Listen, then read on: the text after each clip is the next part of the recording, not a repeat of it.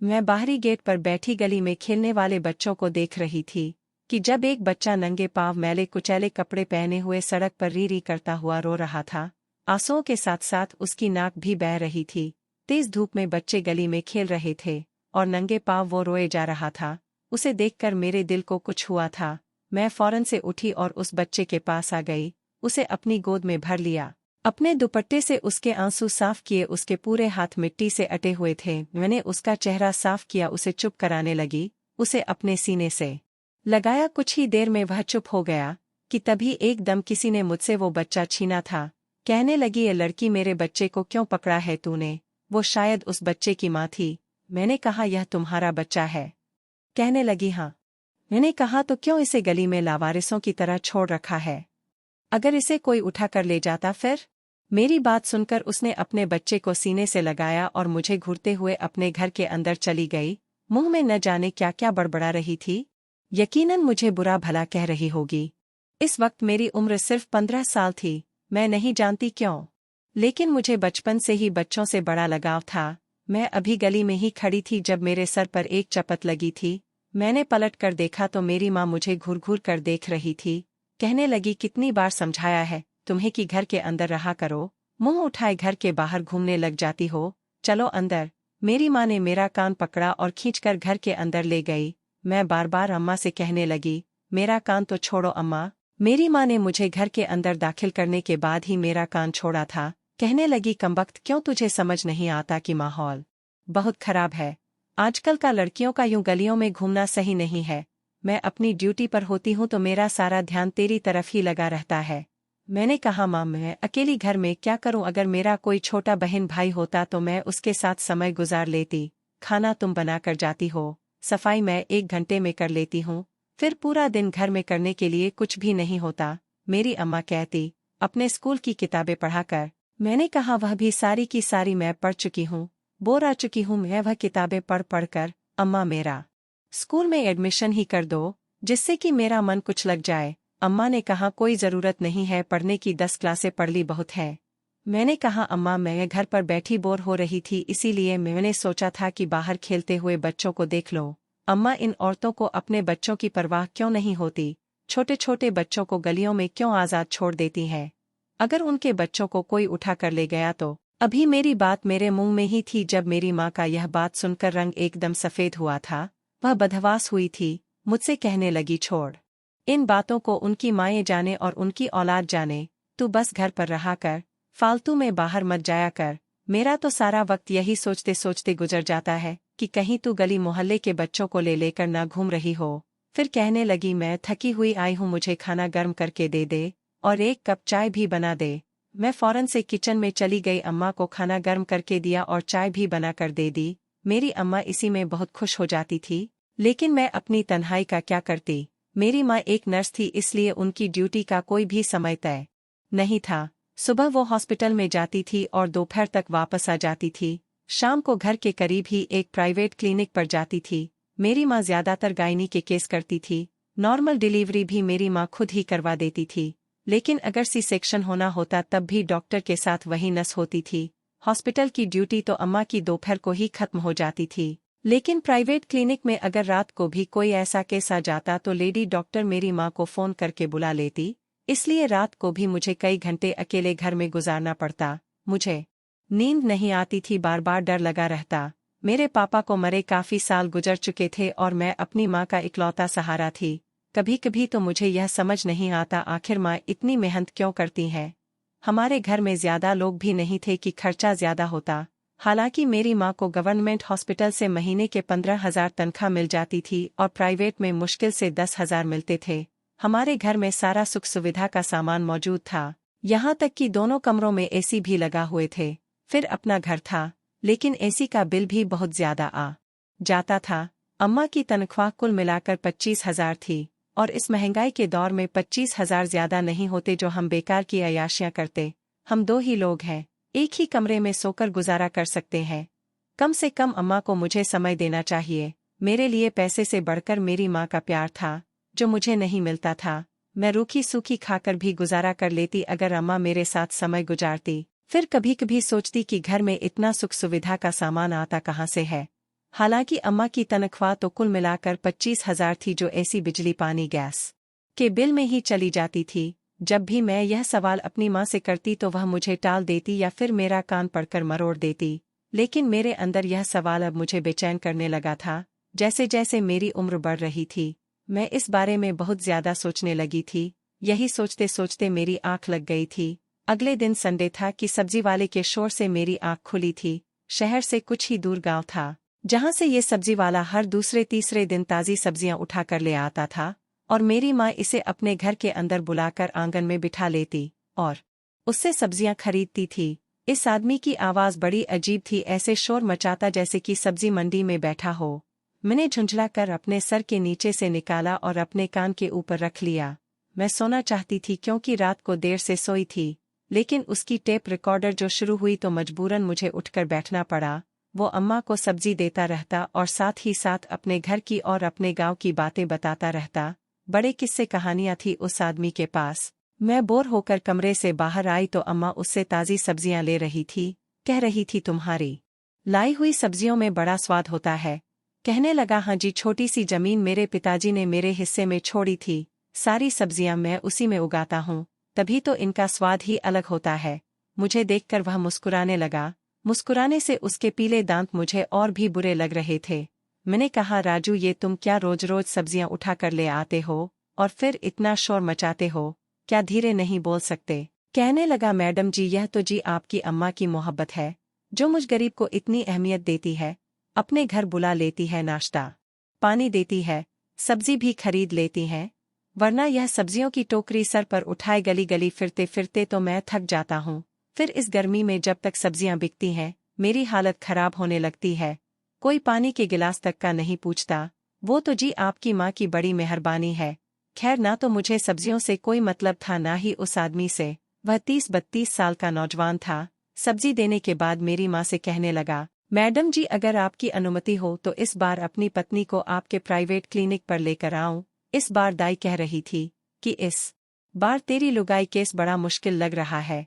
मुझे डर है कि कहीं मरा ना जाए। फिर कहने लगा, 8वां बच्चा है जी। अब मेरी बीवी मर गई तो बाकी के बच्चों को कौन पालेगा? सारे ही छोटे छोटे हैं। मैं जो चाय के लिए जाने लगी थी, मेरे कदम वहीं रुक गए थे। मैं तो समझ रही थी शायद उसकी शादी ही नहीं हुई। और 8 बच्चे। मैं वापस पलट कर आई। मेरी माँ उस सब्जी वाले से कहने लगी, हाँ ले आना मेरे क्लिनिक पर, मैं लेडी डॉक्टर से बात कर लूंगी, पैसे भी कम करवा दूंगी, कुछ नहीं होगा तेरी पत्नी को। यह कहकर अम्मा किचन में चली गई। कहने लगी, राजू चाय पिएगा? जी क्यों नहीं, पीकर जाऊंगा। अम्मा के जाते ही मैंने राजू से कहा, तुम्हारे 8 बच्चे हैं? कहने लगा, हाँ जी, 8वां होने ही वाला है। दुआ करे कि बेटा हो जाए। मैंने कहा, क्या पहले सब बेटियां हैं? कहने लगा, नहीं नहीं, 4 बेटियां हैं, 3 बेटे हैं। मैंने कहा, तुम्हारी शादी को कितना समय हो गया? कहने लगा, 9 साल। यह सुनकर मुझे हैरत हुई थी। फिर वह शर्माने लगा, कहने लगा, जी बस भगवान की देन है, हर साल भगवान मुझे एक बच्चा दे देता है। यह सुनकर मैं बड़े गौर से उसे देखने लगी। मैंने कहा कि ऐसा करो, अपना एक बच्चा मुझे दे दो। मेरी बात सुनकर उसके माथे पर बल पड़े थे। कहने लगा, क्यों दे दूं आपको? मेरी औलाद मेरे जिगर के टुकड़े हैं, मैं भला आपको क्यों दूं? मैंने कहा, मैं उसे बहुत प्यार से रखूंगी, मुझे बच्चों का बहुत शौक है। मेरी बात सुनकर वह कहने लगा, ना तो मैं अपनी औलाद किसी को दे सकता हूँ और ना ही मेरी पत्नी कभी ऐसा करेगी। फिर वह कहने लगा, अपने बच्चों की तो बात ही और होती है। माँ कभी भी अपना बच्चा किसी को नहीं दे सकती, जान से ज्यादा प्यार करती है मेरी पत्नी अपने बच्चों को। यह एहसास ही बड़ा रंगीन होता है जी, कि किसी नन्ही से जान को अपने शरीर में पालना, उसकी हर हरकत को महसूस करना बड़ा ही सुकून देता है माँ को। वो ना जाने किस धुन में बातें कर रहा था, लेकिन मुझे पहली बार इन बातों की जानकारी हुई थी। मैंने कभी सोचा ही नहीं था कि बच्चा औरत के शरीर में परवरिश पाता है।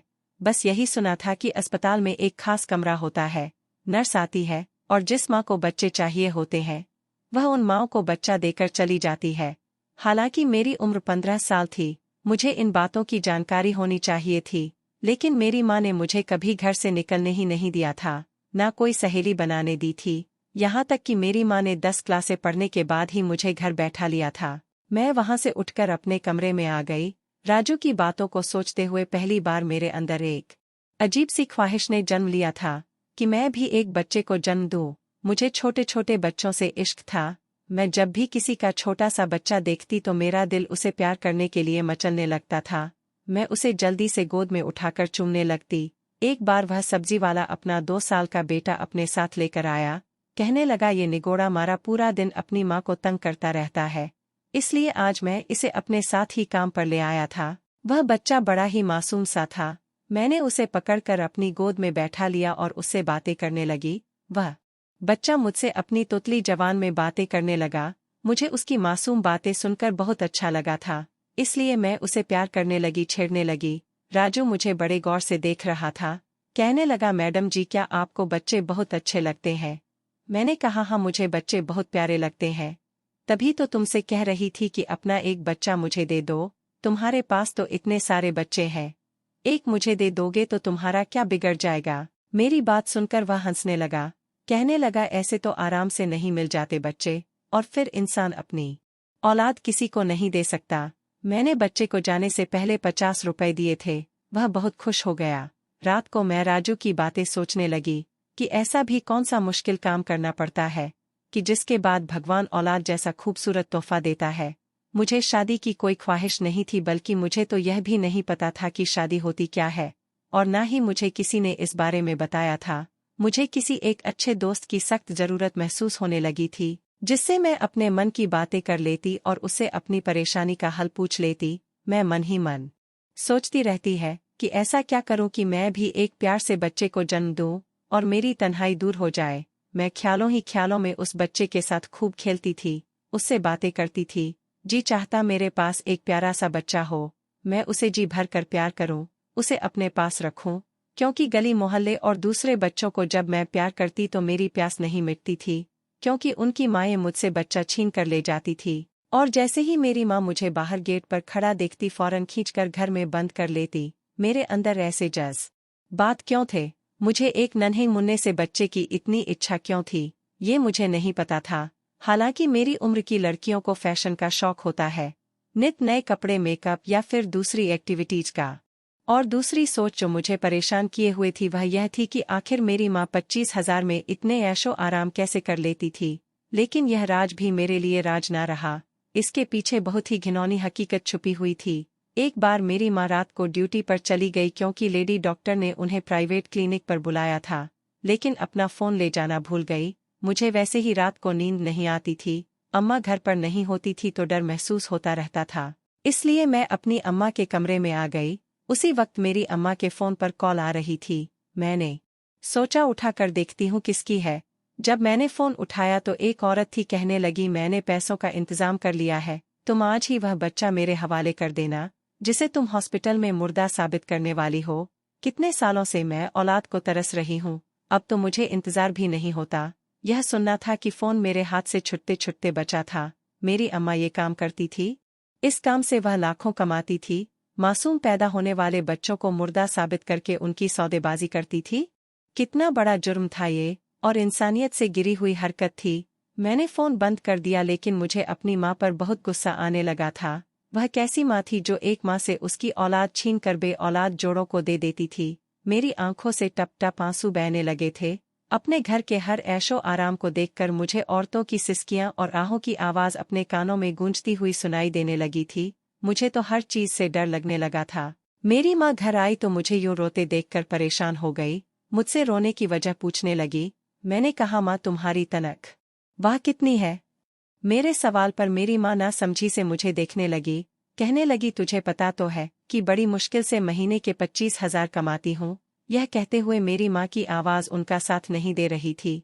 मैंने कहा, अम्मा 25,000 में इतने ऐशो आराम कैसे हो सकते हैं? हमारे दोनों कमरों में एसी लगा हुआ है, आए दिन हमारे घर में नए नए खाने बनते हैं, हर तरह का ऐश आराम हमें मिल रहा है। यह 25,000 में तो नहीं होता। दोनों एसीओं का हमारे घर पर महीने का बिल ही 15,000 आ जाता है।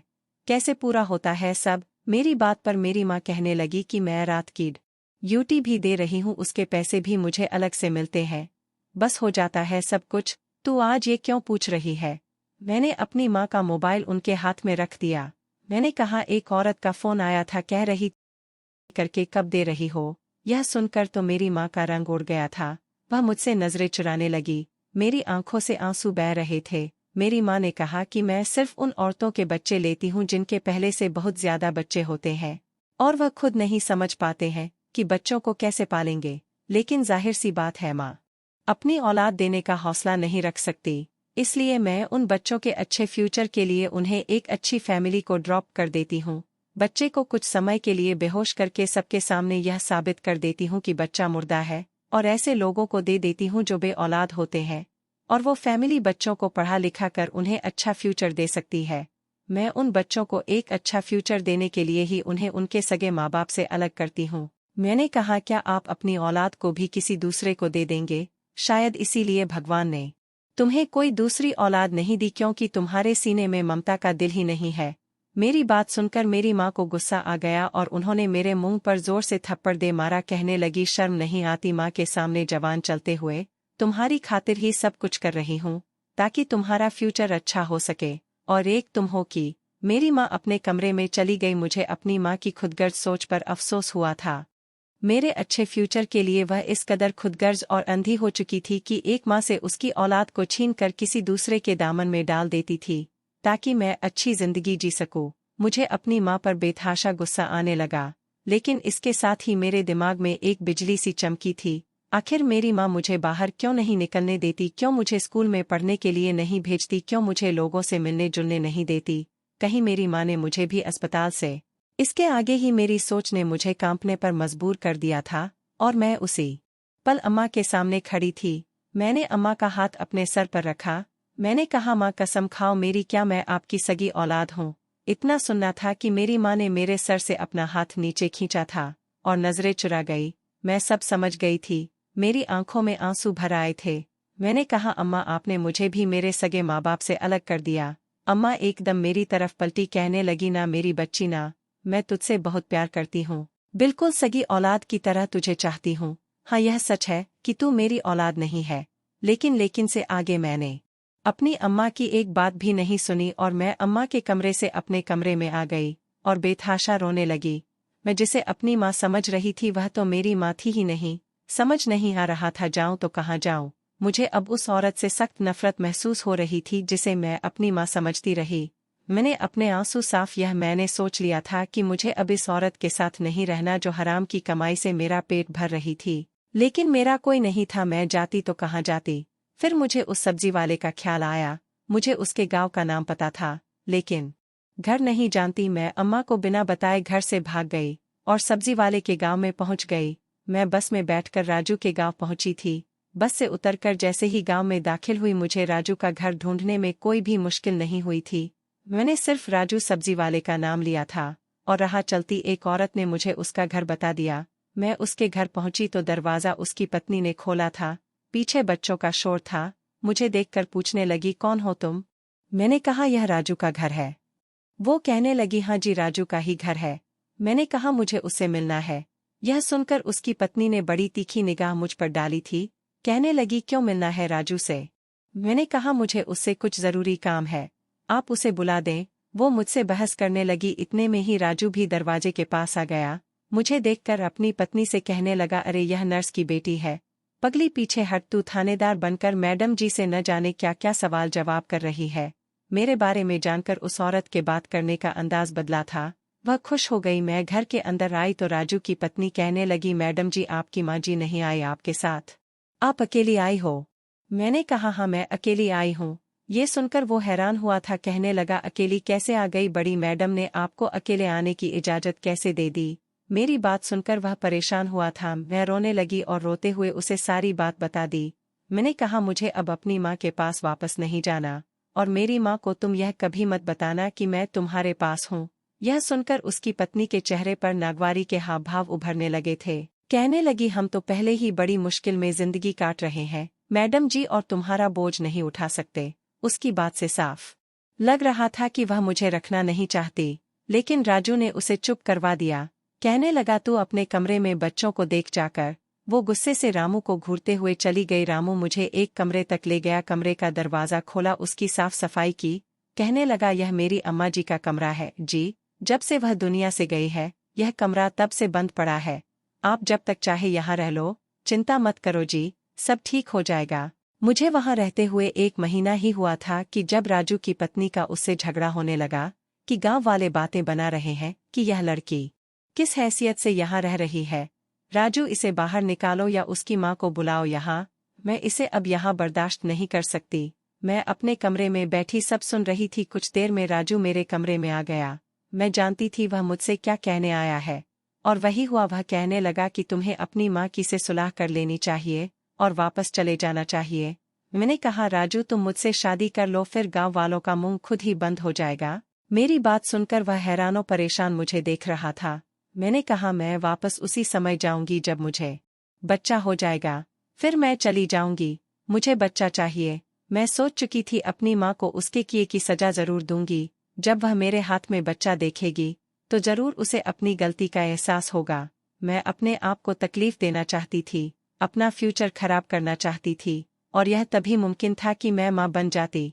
राजू कहने लगा, आप बहुत छोटी हो जी, आसान काम नहीं होता है वह सब करवाना जिसके करने से बच्चा पैदा होता है, और फिर 9 महीने तक बच्चे को पेट में रखना, फिर उसको जन्म देना। वह नजरें चुराते हुए कहने लगा, लेकिन मैंने कहा, मैं सब सह लूंगी, तुम बस मुझसे शादी कर लो और मुझे मेरा बच्चा दे दो। मैं उसी के सहारे जी लूंगी, यहाँ से चली जाऊंगी। मुझे अपनी माँ को देने के लिए यही सजा ठीक लगी थी, जिससे मेरा फ्यूचर बर्बाद हो जाता। मैं उस समय ना समझ थी और अपनी नादानी में मैं बहुत बड़ा कदम उठाने जा रही थी। मैं भूल गई थी कि इस कदम से मेरी माँ की नहीं मेरी जिंदगी खराब होने जा रही थी। और फिर राजू ने अपनी पत्नी के लाख रोने धोने के बावजूद भी मुझसे शादी कर ली। मुझे उस समय नहीं पता था कि शादी क्या होती है। रात को जब राजू कमरे में आया तो बड़ा खुश था। मेरे लिए गुलाब के गजरे लाया था। मुंह दिखाई पर उसने वह मुझे पहनाए थे, लेकिन जब वह मेरे करीब होने लगा तो मेरा दिल पहली बार घबराया था। बड़ी तेजी थी उसकी हर हरकत में। मैं कम उम्र थी, सिर्फ 15 साल की थी। मैं नहीं जानती थी कि शादी के लिए यह क्यों कहा जाता है कि बच्चियों की 20 से ज्यादा की उम्र होने पर ही शादी होनी चाहिए, लेकिन आज समझ आ गया था। सुबह में रो रही थी और वह मुस्कुरा रहा था। कहने लगा, बच्चा यूं ही नहीं मिल जाता, बहुत कुछ सहना पड़ता है। अगली रात मेरे इनकार पर भी वह नहीं माना था। कहने लगा, कम उम्र खूबसूरत पत्नी को कौन छोड़ता है। 1 महीने में ही मेरी रंगत पीली पड़ गई थी। मैं प्रेग्नेंट भी हो गई थी, लेकिन लगता था बेजान हो चुकी हूँ। राजू की पत्नी अलग मुझे ताने देती रहती थी। मुझे लगा जैसे मैंने अपनी माँ को सजा देने की खातिर खुद पर जुल्म कर लिया है। बेशक मेरे लिए एहसास बहुत खूबसूरत था कि मैं अपना बच्चा पैदा कर रही थी, लेकिन मेरी उम्र बहुत कम थी। मुझे यह सब कुछ संभाला नहीं जा रहा था। 9 महीने मेरे बड़े दर्द से गुजरे थे, क्योंकि इस हालत में भी उस गांव के जाहिल सब्जी वाले ने मुझ पर रहम नहीं खाया था। और फिर जचकी की तकलीफ ने मुझे मौत याद करा दी थी। मैंने एक बेटे को जन्म दिया था। अपने बच्चे को सीने से लगाकर मैं फूट फूट कर रो रही थी। कितना मुश्किल सफर था एक माँ बनना। मैंने जब राजू से तलाक मांगी तो वह साफ मुकर गया। कहने लगा, मैं तुम्हें नहीं छोड़ सकता, तुम अब मेरी पत्नी बनकर रहोगी हमेशा हमेशा के लिए। मैंने कहा, मैं पहले ही कह चुकी थी कि मुझे बस एक बच्चा चाहिए, मैं नहीं रह सकती तुम्हारे साथ। लेकिन वह मेरी सुनने को तैयार ही नहीं था। कहने लगा, मुझे तुमसे मोहब्बत हो गई है, तुम्हारी संगत मुझे सुकून देती है, मैं किसी भी कीमत पर तुम्हें नहीं छोड़ सकता। वो गांव का जाहिल गवार आदमी था, जिसके लिए औरत बस बच्चा पैदा करने वाली मशीन थी। न उसे अक्ल थी ना समझ थी कि बच्चे सिर्फ पैदा करना ही मर्द की जिम्मेदारी नहीं होती, बल्कि उन बच्चों का अच्छा फ्यूचर देना भी बाप की जिम्मेदारी होती है। इतने महीनों में मैंने जो दर्द सहा था, जो तकलीफ सही थी, वह राजू की पत्नी ने भी देखी थी।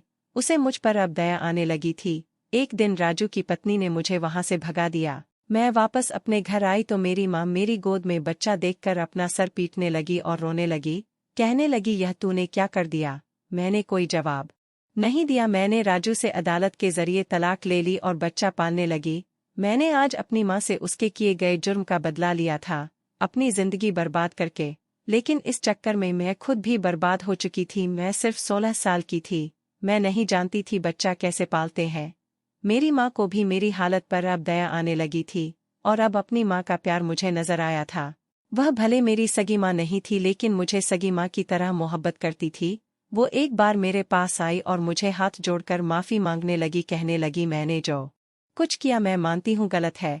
काश उस दिन तू मेरी पूरी बात सुन लेती तो तुझे सच्चाई पता चल जाती। मैं मानती हूँ मैंने तुझे हॉस्पिटल से लिया था, लेकिन यह भी सच है कि तू हॉस्पिटल में लावारिस थी। तेरी माँ तुझे जन्म देते ही मर गई थी, जब तुझे कोई लेने नहीं आया था और फिर मैं तुझे अपना लिया था। लेकिन जब तू 3 महीने की थी कि जब तेरा बाप ढूंढता हुआ हॉस्पिटल आया था, उसने बताया कि उसकी पत्नी उससे नाराज होकर चली आई थी और वह प्रेग्नेंट थी। उसे पता चला था कि वह इसी अस्पताल में बच्चे को जन्म देने आई थी। मैंने तेरे बाप को कह दिया कि हाँ, बच्ची भी मर गई थी और बच्ची की माँ भी मर गई थी। यह सुनकर वह आदमी चला गया था। मैं तुझे उस आदमी के हवाले नहीं करना चाहती थी क्योंकि मेरा इस दुनिया में कोई नहीं था और मुझे तुझसे बहुत लगाव हो गया था।